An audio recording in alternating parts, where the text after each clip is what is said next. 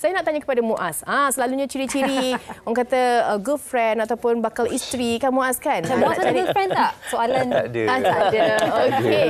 Muaz selesa dengan wanita ataupun kawan rakan-rakan wanita yang pendiam ataupun yang macam kurang bercakap ataupun yang orang kata very loud ni? Saya selesa dengan wanita yang pandai membawa diri. Okey. Jawapan selamat. Huraikan jawapan awak. Huraikan. Maksud dia, kita tak boleh nak ada wanita yang terlampau loud. Ya. Dengan semua orang dia loud. So, tak manis untuk orang tengok. Okey. Kita tak boleh nak juga dengan wanita yang terlampau diam. Sampai dengan family pun dia diam. So dia kena pandai bawa diri dalam memastikan semua orang selesa dengan dia. Kita kena tengok persekitaran kita, dengan siapa kita bercakap. Takkan kalau dengan lelaki yang tak kenal nak tiba-tiba terus loud. So benda tu tak manis untuk orang tengok. Tapi dengan family lain. So cara pembawakan tu yang penting. Baik. So kita tak boleh nak cakap yang perempuan ni sombong. Tak. Dia kena pandai bawa diri masing-masing. Kena dengan situasinya Ya, lah. kena dengan situasi. Baik, itu ciri-ciri yang dicari oleh Muaz. Tapi doktor, saya nak bertanya juga. Seperti yang Muaz katakan, kadang-kadang orang beranggapan yang kalau seorang wanita dia terlalu kuat cara percakapannya, rasa tak manis dipandang. Tetapi kalau lelaki kuat, tak ada pun orang cakap apa-apa. Tapi kalau lelaki pendiam, orang saya cakap, oh dia gentleman. Tapi kalau perempuan yang bising ke kuat, tak sopan betul budak ni. Tapi kalau diam kata sombong. Macam mana sekarang ni, doktor? Sebab itulah bezanya karakter. Orang meletakkan bezanya lelaki dengan wanita. Sebab lelaki ni dia lebih ke depan dalam banyak perkara. Dia buat apa pun, dia keluar pun orang tak kata apa. Tetapi orang wanita ni dia ada sesuatu yang dia kena jaga. Ya, sebab apa? Sebab nilai kewanitaan itu sendiri ada seorang yang lemah lembut. Bukan maknanya lemah lembut tu lemah. Maknanya sopan santun, lemah lembut. Jadi benda-benda macam ni, karakter ni kena jagalah. Bayangkan, saya rasa sangat tak selesa dalam satu majlis apabila wanita bercakap begitu kuat dan ketawa berdekah-dekah. Dan ini berlaku. Saya kata, ya Allah, siapa perempuan ni? Jadi dia membawa fitnah. Kita secara tak langsung kita memfitnah dia. Dia menyebabkan orang fitnah dia. Jadi sebab itu, wanita kena bawa pembawaan sebagai wanita. Ya, bercakap kena bila kita buka mulut, biar nampak kita ni IQ tinggi lah. Akan bijak kan. Sebab itu ada orang kata apa, aku ingatkan dia ni bodoh. Tapi sekali dia bercakap, confirm bodoh. Saya nak hadam tu. Lambat. Sebab dia kata, dia diam, aku ingatkan dia ni bodoh. Sekali dia buka mulut, confirm bodoh. Kena betul-betul Jadi sebab tu kita bercakap, orang bercakap, orang bijak, dia bercakap benda yang dia tahu. Kadang-kadang bila dia diam, bukan sebab dia tak nak bercakap, sebab topik tak kena dengan dia. Kalau bawa topik yang tak kena dengan saya pun diam. Sebab kalau saya bercakap, nampak sangat saya ni bodoh, tak tahu apa ujung pangkal, menyampuk tak kena tempat. Kan nanti dikutuk balik oleh rakan-rakan. Jadi oleh sebab itu, kita bercakap pada pertamanya, topik tu kena tak dengan kita. Sebab tu bila kita jumpa orang, cara mudah untuk kita pecahkan kebuntuan tu tadi ialah dengan banyak bertanya. Tuan daripada mana? Apa kesukaan? Tanya dia kerja apa? Jadi kita banyak bertanya, biar dia banyak bercakap, kita banyak mendengar. Di situ kita tahu apa topik yang nak kita bincangkan dengan dia. Barulah wujud suasana tu tadi. Ni kalau tidak kita mencakap je, orang keliling semua tak selesa. Kan? Jadi sebab itu, antara diam dengan banyak bercakap, pada saya mesti bersederhana. Kan, diam bersederhana dan bercakap juga bersederhana. Jangan berlebih-lebihan sehingga kan orang nampak yang kita ni, sebab kita jangan ingat orang tak tahu, semua orang tak tahu apa kita cakap. Kan, semua orang sebenarnya menilai seseorang. Kita setiap masa, saya bercakap ni, you all menilai, yang di audien kita pun, penonton kita menilai apa yang kita cakap. Kalau kita cakap sesuatu yang kita tidak tahu, orang akan kata, dia tak tahu, dia cakap je. Jadi sebab itu penting sangat-sangat kita nak bercakap, kena ada ilmu, kena banyak bergaul, kena buat research, kan? Kena buat research, kena buat kajian, baru kita bercakap itu ada isi. Faham. Saya pernah dalam situasi saya memasuki satu program reality, seminggu je saya kenal beberapa orang.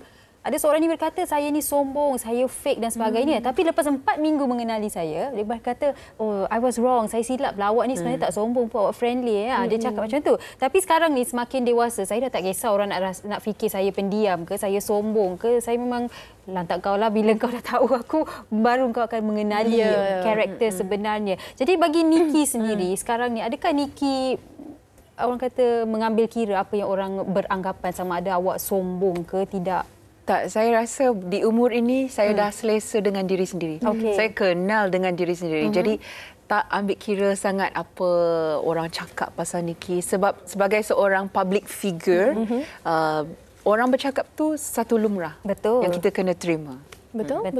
Kadang-kadang kita buat baik pun orang akan bercakap. Betul. Kita buat apa juga, orang akan cari je sesuatu untuk bercakap. Betul. Dan Nikki pastikan niat Nikki macam mana. Adakah ikhlas atau tidak.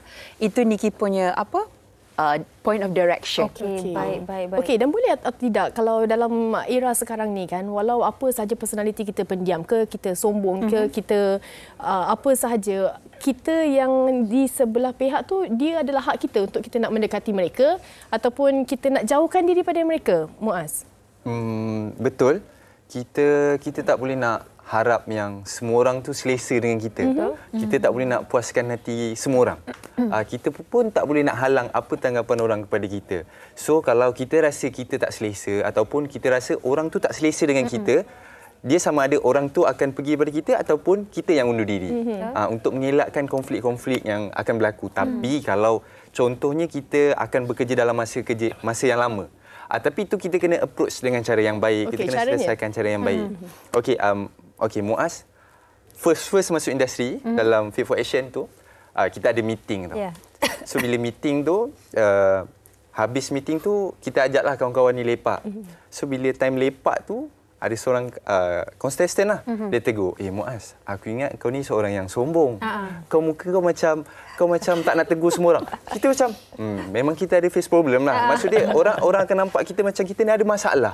Padahal kita okey je sebab dia tak kenal kan. Tapi cara approach dia adalah kita ajak dia borak, kita cakap apa yang patut kita cakap, kita faham dia. So, benda tu akan dapat eratkan hubungan kita. Macam tu lah. Baik. Satu lagi masalah kan, kalau kita diam tiba-tiba orang rasa kita betul ada masalah, dia macam awak okey ke? Itu bagus mereka nak bertanya. Concern, tapi awak okey ke? Nampak macam stres. Tak ada, saya diam, tak ada apa pun dalam ni sebenarnya. Saya selalu gunakan teknik diam ni untuk mempercepatkan perbincangan ataupun komunikasi dengan orang yang saya tak selesa. Itu tips tu, doktor. Kalau sebab apa? Kalau kita tahu kita tak selesa dengan dia atau tak selesa dengan topik perbincangan dia, kita layan, benda akan jadi makin panjang. Jadi oleh sebab itu biasanya saya akan diam, saya angguk, bagus apa semua. Okey, right. Lepas tu kita mudah untuk putuskan. Dia awkward silence lah. Kadang-kadang pihak lagi satu pun dia pun pelik. Kenapa doktor tak jawab? Kenapa tak ni? Dia tak selesa. Dia sendiri akan menyedarinya. Kan? Tapi doktor, saya nak bertanya juga, kita yang dewasa ni dah tahu bagaimana untuk menyesuaikan diri kita dan sebagainya. Tapi kanak-kanak pun kadang-kadang menjadi mangsa sebab ibu bapa betul lah nak mendidik anak kita supaya jadi mesra dan sebagainya. Tapi kadang-kadang memang itu personaliti anak mereka. Memang dia pendiam, tak suka. Tapi dipaksa, jangan dek, nanti orang kata adik sombong. Sebab tu saya selalu dalam program keibubapaan parenting, termasuk buku parenting terbaru, saya kata bezakan antara sifat dengan sikap. Ramai ibu bapa cuba ubah sifat anak. Sedangkan itu sifat. Anugerah sejak kecil macam tu. Ada budak bercakap tak berhenti daripada kecil. Ada budak nampak keras hati, degil daripada kecil. Ada yang pendiam daripada kecil. Jadi oleh sebab itu dia cuba ubah sifat yang Allah anugerahkan ini, dia akan jadi kecewa. Tetapi sikap boleh membantu melorongkan, menyalurkan sifat yang pendiam, sifat keras hati, sifat banyak cakap, dilorongkan, disalurkan ke arah yang menguntungkan individu itu. Setuju. Sebab kadang-kadang memang kita pernah melihat situasi di mana anak kecil dipaksa kan, padahal tak nak buat anak tu sampai bernangis-nangis pun ada. Betul. Kan? Baik. Nah, kita nak tanya juga, ini general lah, siapa-siapa pun boleh jawab. Sombong itu sendiri, Dr. Muaz dan juga Nikki, baik atau tidak? Nikki? Bagi Nikki, sesuatu yang tak baik lah sebab dia datang dari satu ketakikhlasan lah bagi Nikki. Dan Nikki rasa lebih baik kita belajar untuk bekerjasama dan menjalinkan persahabatan dengan semua orang. Baik, kalau Muaz ada pendapat Muaz?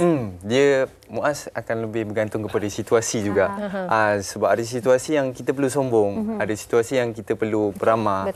So kalau kita kena tengah-tengah. Kalau kita terlalu sombong pun orang tak suka, kita terlalu peramah pun orang tak suka. Sederhana. Kita kena sederhana. Bab kata doktor, kita kena bersahaja, tengah-tengah dalam apa keadaan. Dan doktor, rumusan sekali doktor. Okey, sama ada kita tak perlu sombong, tetapi kita tidak perlu baik dengan orang yang musuh kita. Orang yang mencari ruang untuk memusnahkan kita. Jadi kita jangan buka ruang kepada dia. Jadi bila kita tak buka ruang, kalau dia kata kita sombong, itu hal dia. Tapi kita tak perlu berlagak sombong sebab sombong ini adalah sifat iblis. Jadi tak bagus untuk kita sombong. Tetapi untuk kita bertegas, untuk kita tidak melayan, untuk kita tidak meraihkan, itu bukan sombong. Itu bukan sombong. Sombong ni maknanya kita ada harta, kita ada ilmu, kita ada nama, kita tengok orang semua pandang rendah. Ini yang sombong. Kalau kita tak pandang rendah pada orang tetapi kita menjaga, sombong dan belagak doktor. Belagak kan. Jadi kalau kita lakukan itu untuk menjaga diri kita daripada dimusnahkan atau termasuk dalam golongan sebegitu, maka pada saya tak ada masalah. Okey. Betul, saya boleh relate kan, kalau macam wanita kan dia kena sombong sikit. Kalau tak dia diambil kesempatan dan nanti dimanipulasikan, diambil kesempatan. Betul. Biasa orang kata action lah dia. Action dia. Tapi tak pun. Saya rasa sama ada kita pendiam ataupun kita sombong, yang penting kita bahagia. Kita tak boleh bahagiakan setiap orang di sekeliling kita. Dan bagi kita yang tidak mengenali seseorang, tidak mengapa untuk kita scan dahulu, tapi janganlah buat rumusan mengenai seseorang tanpa mengenali mereka. Dan saya pula, kalau sekiranya lah personality itu seorang yang pendiam ataupun kita ni sombong untuk melindungi diri kita, itu adalah pilihan kita. Dan mereka yang mungkin menilai kita, itu hak mereka untuk terus berkawan ataupun terus orang kata berborak dengan kita. Okey.